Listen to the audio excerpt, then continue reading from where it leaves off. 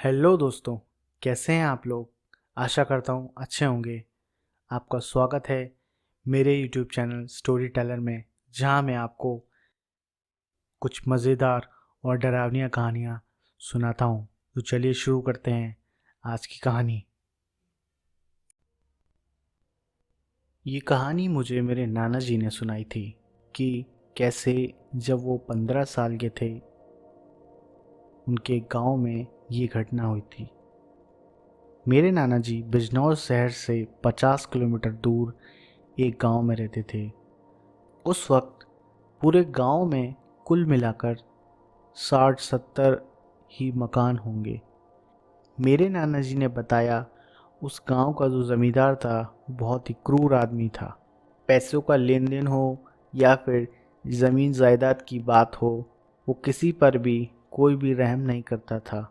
अगर कोई थोड़ी सी अधिक मोहलत उससे ले लेता तो वो उसकी ज़मीन या फिर खेत, जानवर सभी पर अपना कब्ज़ा कर लेता था।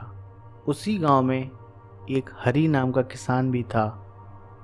हरी सभी से बोलचाल में बहुत अच्छा था और उसका स्वभाव भी बहुत बढ़िया था।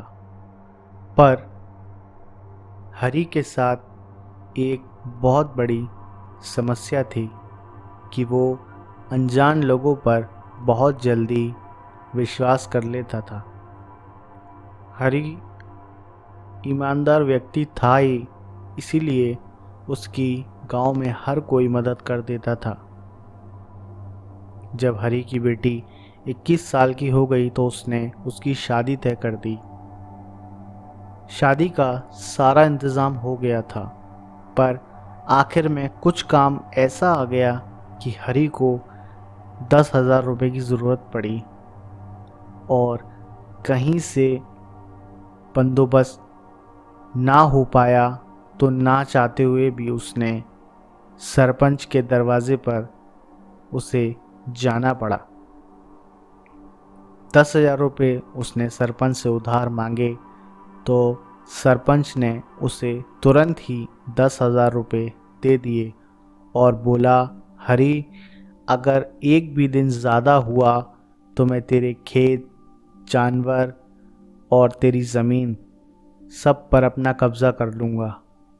इसी शर्त पर मैं तुझे आज पैसे दे रहा हूँ। हरी ने सरपंच की सारी बातें मान ली और पैसे लेकर आ गया। बेटी की शादी ठीक ठाक करने के बाद अब हरी के ऊपर से बहुत बड़ा बोझ उतर गया। पत्नी का देहांत 10 साल पहले ही हो चुका था। अब हरी घर में सिर्फ अकेला था। पूरे 1 साल बाद हरी ने जो पैसे सरपंच से उधार लिए थे उसका भी इंतज़ाम हो गया था और समय रहते वो पैसे लेकर ज़मींदार के पास पहुंचा। सारे पैसे ज़मींदार को दिए और बोला, अच्छा मालिक, मैं चलता हूँ। ज़मींदार ने बोला, हरी, ये तो सिर्फ 10,000 रुपये हैं, बाकी के पैसे कब दोगे। तो इस पर हरी ने चौंकते हुए कहा, मालिक, मैंने आपसे 10,000 रुपये ही तो उधार लिए थे, जो कि 1 साल में चुकाने थे। मैंने पूरे पैसे दे दिए हैं मालिक। उसने कहा, नहीं, तुमने 10,000 रुपये नहीं, 1 लाख रुपये उधार लिए थे। तो हरी ने कहा, नहीं मालिक, आपसे कोई गलती हो रही है। अच्छा, मुझसे गलती हो रही है। ये देखो कागज़ में क्या लिखा है, 1 लाख रुपये, और तेरा अंगूठा भी लगा है। चल जा और कल तक पूरे पैसे लेकर आना। सरपंच ने इतना कहकर हरी को वहाँ से जाने को बोल दिया। बेचारा हरी वहाँ से रोते हुए आया और वो सोचने लगा कि अब ज़मींदार का पैसा कैसे देगा, और ये भी सोचने लगा कि ज़मींदार ने कैसे उसे धोखा दे दिया। अगले दिन ज़मींदार उसके घर आया और उसने कहा, हरी, पैसे किधर हैं। तो हरी ने कहा, मालिक, पैसों का बंदोबस्त नहीं हो पाया। तो ज़मींदार ने कहा, ठीक है, मैं तेरा खेत, गांव और ज़मीन अपने कब्ज़े में ले रहा हूँ, और हरी को घर से बाहर निकाल दिया। शाम होते होते हरी कहाँ जाता और चुपचाप वो अपने खेत में जाकर सो गया और यही सोचता रहा अब वो ये सब कैसे वापस ले। रात के 1:30 बजे हरी आराम से सो रहा था, तभी उसे खेतों में 4-5 लोगों की आने की आहट हुई।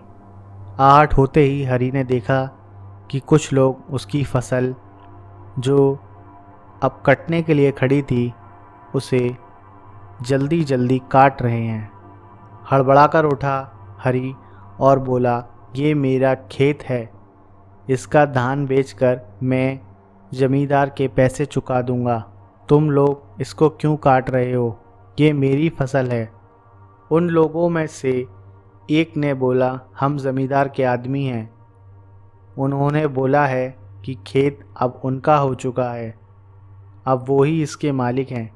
हरी कुछ नहीं कर पाया और इसके चलते हरी को ये सदमा बर्दाश्त नहीं हुआ और उसकी उसी खेत में मौत हो गई। उस खेत में मौजूद सभी लोग घबरा गए और ज़मींदार को फ़ोन पर बताया कि हरी अपने आप ही मर गया है, हम क्या करें? तो ज़मींदार ने बोला, उसको उसी खेत में गाड़ दो और देखना किसी को पता ना चले। उन्होंने वैसा ही किया। हरी की लाश को वहीं खेत में गाड़ दिया और उसके ऊपर एक बिजूका लगा दिया। अगले दिन सुबह जब उसकी बेटी अपने घर पर आई तो देखा कि घर पर ताला लगा है और आसपास वालों से पूछा तो आसपास वालों ने बताया कि हरी तो यहाँ से चला गया है। कहाँ गया किसी को कुछ नहीं बताकर गया। वो बेचारी भी अपने घर वापस चली गई। लेकिन एक रात जब कुछ किसान हरी के खेत के पास से शाम को गुज़र रहे थे तो उन्होंने हरी को अपने खेत में खड़ा हुआ देखा, जो कि एक बिजूका की तरह खड़ा था। गांव वालों ने हरी को आवाज़ लगाई पर हरी ने कोई जवाब नहीं दिया। एक हफ्ते बाद रहस्यमय तरीके से मौतें होने लगीं और मरने वालों में ज़मींदार के आदमी ही थे। रात में जब भी कोई हरी के खेत के पास से गुज़रता तो वो बताता उसने हरी को देखा है और वो बताता हरी का चेहरा तो मांस का बना दिखता है पर उसका शरीर एक बिजूका की तरह दिखता है। धीरे धीरे ये खबर पूरे गांव में फैल चुकी थी कि इस गांव में एक भूतिया बिजूका घूम रहा है।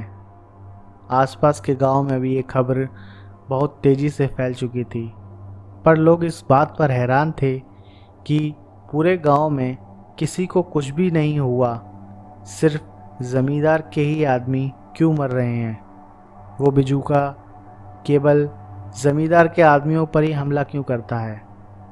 धीरे धीरे समय बीतता गया और कुछ हफ्ते बाद ही ज़मींदार की लाश उस खेत में मिली। किसी को पता नहीं चला कि ज़मींदार की मौत कैसे हुई। जब पूरा गांव हरी के खेत में उस लाश के पास खड़ा था तो ध्यान से देखने पर पता चला ज़मींदार के हाथ में एक चिट्ठी थी। चिट्ठी को पढ़ते ही उसमें लिखा था, मैंने हरी से धोखा किया था, उसका मकान दुकान सब ले लिया और मैंने ही हरी की लाश को इसी खेत में गाड़ दिया था और उसकी लाश को इसी खेत में बिजूका के नीचे गाड़ दिया था। मुझे माफ़ करना। गांव वालों ने जब उस बिजूका के नीचे ज़मीन खोदी तो उसमें एक कंकाल निकला जिस पर अभी भी कुछ मांस लगा हुआ था।